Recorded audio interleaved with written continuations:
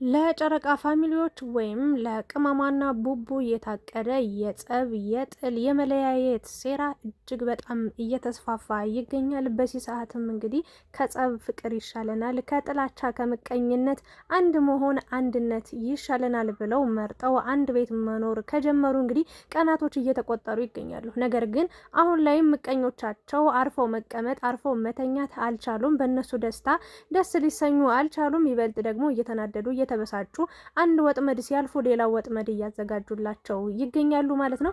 ሀይሚና ብሩክ አሁን ላይ ደስተኛ እንደሆኑ እያሳዩን እያየን እንገኛለን። ነገር ግን ደግሞ በመሀላቸው እየገባ ያለ ብዙ ነገር እንዳለ እየሰማን እንገኛለን። በተለይ ደግሞ እኛ የእናንተ ቅርብ ወዳጆች ነን፣ እኛ የእናንተ በጣም አድናቂ ወዳጅ አክባሪ ደስታችሁን ነው የምንፈልግ የሚሉ የቅርብ ሰዎች አሉ። እነሱን ለመጉዳት እንግዲህ እቅድ እያወጡ እንደሆነ በቅርብም በሩቅም ያለው ሰው ተባብሮ እንግዲህ ሀይሚና ብሩክ አንድ እንዳይሆኑ ለማድረግ እጅግ በጣም ደፋ ቀና እያሉ የሚገኙ ሰዎች እንዳሉ መረጃው ደርሶኛል። እነዛ ማናቸው? ምንድናቸው? ለምንስ ሀይሚንና ብሩክን ለመለያየት ፈለጉ? ባጭሩ ብሩክ እንዲህ እየሆነላት ያለው ለሀይሚ በሰላም አይደለም፣ የሆነ ነገር አድርገው ነው፣ በሆነ ነገር ምክንያት ነው እንጂ ብሩክ በዚህ ልክ ሊጃጃል ሞኝ ሊሆን አይችልም የሚሉ ነገሮችም እየመጡ ይገኛሉ። ስለዛም የምናወራ ይሆናል። ቃል ቲዩብ ደግሞ ብዙ ሰዎች ብዙ ነገር እያሏት ይገኛሉ። እሷም የተናገረችው ንግግር አለ። ምን አይነት ነገሮችን ያመጣችው? ሰውስ ሊሰድባት ሊቆጣት የቻለበት ምክንያት ምንድን ነው የሚለውንም እናወራበታለን። በትናንትናው ቪዲዮም እንዲሁም ደግሞ ዛሬ ባገኟቸው መረጃዎች በደረስኩባቸው መረጃዎች መሰረት ስለ ሀይሚና ብሩክ አውራላችኋለሁ። እናንተ ብቻ ቪዲዮን እስከ መጨረሻ አይታችሁ ኮሜንት ጻፉ፣ ላይክ፣ ሼር፣ ሰብስክራይብ ማድረጋችሁን እንዳትረሱ። እንግዲህ ሀይሚና ብሩክ ደስ በሚል ሁኔታ ፍቅራቸውን እያሳዩን ይገኛሉ። ማሳየት ብቻ ሳይሆን ህይወት እንዴት በምን አይነት መንገድ በምን አይነት መልኩ ከሰው ጋር ተግባብተን ተዋደን መኖር እንዳለብን፣ እንዴትስ ህይወታችን መምራት መቀጠል እንዳለብንም ለኛ ኢቭን ለታናናሾቻቸው ብቻ አይደለም ለታላላቆቻቸው ብዙ ምክርን ብዙ ትምህርትን እየሰጡን ይገኛሉ።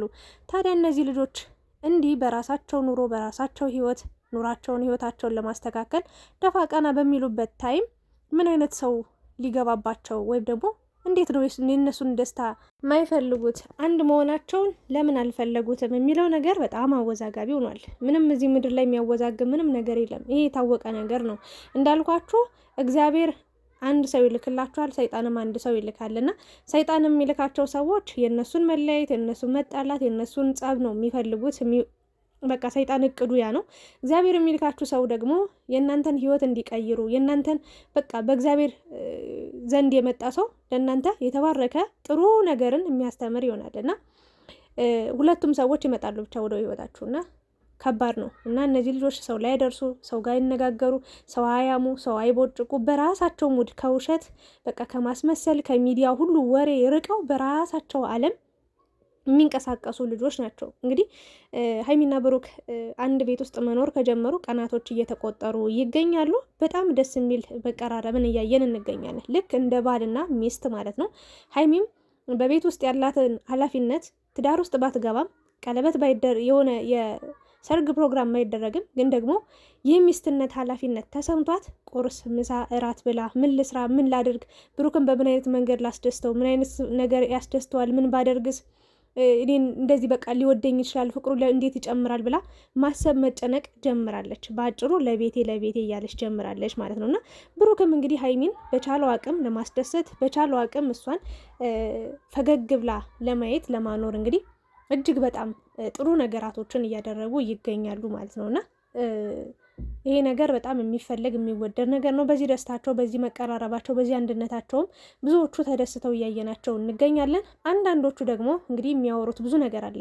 ቃልዬን እዚህ ጋር ይዣት የመጣሁት ያለ ምክንያት አይደለም። ቃልዬ አንድ ቪዲዮ ሰርታ ነበረ ሀይሚና ብሩክ ላይ። በነገራችን ላይ ቃልዬ ማለት ነው እኔ መረጃ አገኛለሁ ብያችሁ አውቃለሁኝ አይደለ? ከእኔ በላይ ደግሞ ቃልዬ በጣም ቃል ቲዩብ ማለት ነው ብዙ መረጃዎችን ታገኛለች። በጣም ከሚባለው በላይ ለሀይሚ ለብሩክ ቅርብ የሆነ ጥሩም ይሁን መጥፎም ነገር ቶሎ ነው የምትሰማው እና መጣ የተናገረችው ነገር አለና ስለ ሀይሚ ስለ ብሩክ ብዙ ነገሮች እየታቀዱ እየተወሩባቸው እንደሆነ መጣ መረጃ እየተናገረች ነበርና እሷንም ስትሰድቧት ስላየው ስለሰማው እኔም ይህንን ነገር ለመናገር ግልጽ ለማድረግ ነው የመጣሁትኝና እሷ ምንም ከሀይሚ በፊትም ጀምሮ እንደውም ብሩክና ሀይሚ የሆነ ጊዜ ተጣልተው ነበር ካስታወሳችሁና ሀይሚም ጥፋት እያጠፋች ነበር። ብቻ ሁለቱ ሲጣሉ አንድ ሰው ነው ጥፋተኛ ሊሆን የሚችለው። እኔ ብሩክ ጥፋተኛ መስሎ ከታየኝ ሌላው ሰው ደግሞ ሀይሚ ጥፋተኛ መስላቸው ልትታያቸው ትችላለች። ስለዚህ ሀይሚ አጥፍተሻል ይላሉ፣ እኔም ብሩክ እላለሁ።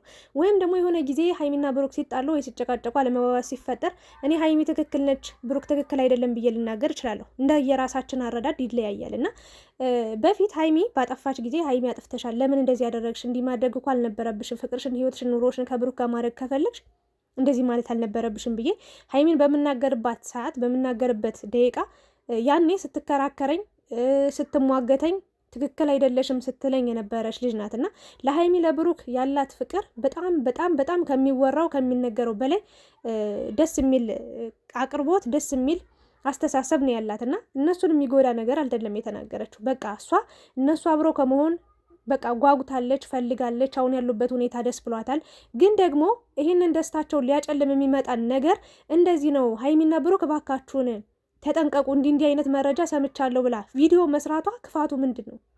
እነዚህ ልጆች እንዲጠነቀቁ ነው። አንዳንዶቻችሁ ከልብ ሰምታችኋት ከልብ ተረድታችኋት ለሀይሚ ለብሩክ እንዲደርስ እንዲሁም ደግሞ ለጨረቃ ፋሚሊዎች በሙሉ ግሩፕ ላይ ላሉት በሙሉ እንዲደርሳቸው ለሀይሚ ለብሩክ እንዲያደርሱ እየተናገራችሁ ትገኛላችሁና አስቀድሞ መጠንቀቅ፣ ታሞ ከመማቀቅ አስቀድሞ መጠንቀቅ የሚባል ነገር አለና አስቀድመው እንዲጠነቀቁ ራሳቸው እንዲጠብቁ ከሶስተኛው ወገን ካሉባልታ ከወሬ ርቀው የራሳቸውን ኑሮ እንዲኖሩ ማንም ሰው ቢመጣ በቃ የፈለገ ጥፋት ቢጠፋ እንኳን ሁለታቸው አንድ ሆነው ያንን ሶስተኛው ወገን አሳፍረው መመለስ እንዳለባቸው ለማስረዳት ለመናገር ፈልጋ ነው እና ሀይሚንም ብሩክን እንደምትጠላ አድርጋችሁ ነው ስትናገሩ የነበረ።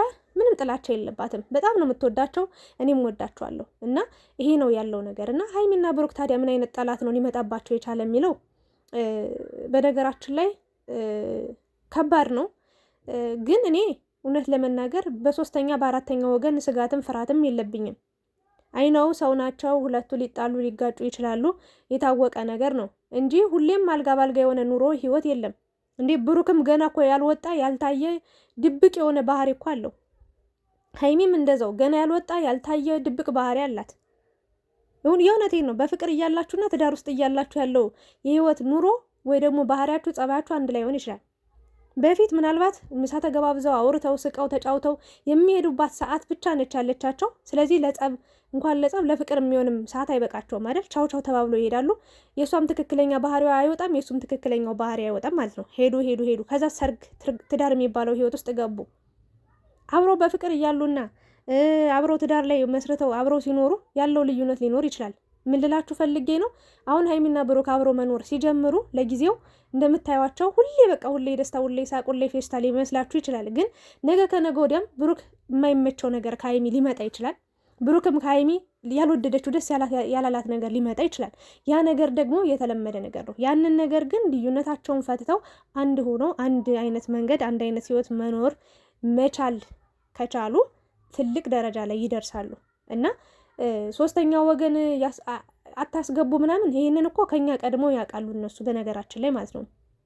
የሰው ወሬ በአጠቃላይ ምንም እንደማይጠቅም ምንም እንደማይረባ ህይወትን፣ ትዳርን፣ ኑሮን፣ ሀገርን የሚያፈርስ የሚያበጣብጥ እንደሆነ ይህንን መረዳት ይከብዳቸዋል ብዬ አላስብም እና ራሳቸውን ከሶስተኛ ወገን ከአራተኛ ወገን ከሚዲያ አሉባልታ ወሬ ራሳቸውን ቆጥበው ራሳቸውን ጠብቀው ቢንቀሳቀሱ ቢራመዱ የተሻለ ነው ብዬ ነው የማስበው።